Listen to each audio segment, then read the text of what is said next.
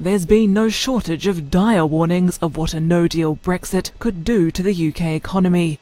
But one the BOE Governor Mark Carney reportedly gave to government ministers could be the worst in recent months. The Times newspaper says he briefed them on a possible property market crash, with spiralling mortgages and house prices falling a whopping 35% over 3 years.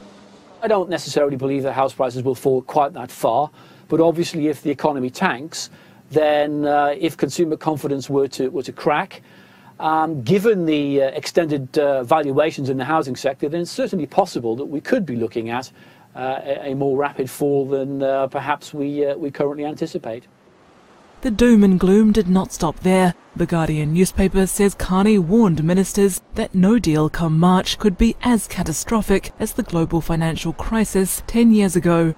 The UK government too ramping up its warnings, saying that outcome could see an increase in mobile roaming charges, an upset in data sharing, and force UK motorists to get an international licence to drive in Europe.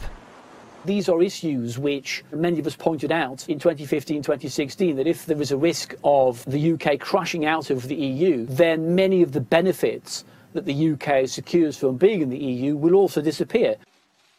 Recent signals from Brussels have buoyed hopes that Britain and EU authorities can approve a deal in the next 6 months, though the sides are still divided on a fifth of the detail, and the UK's ruling party is split on it too. Perhaps a new threat from France could push talks further down the track. Its Europe Affairs Minister says Eurostar trains heading to Paris from London may not be allowed in under a no-deal outcome.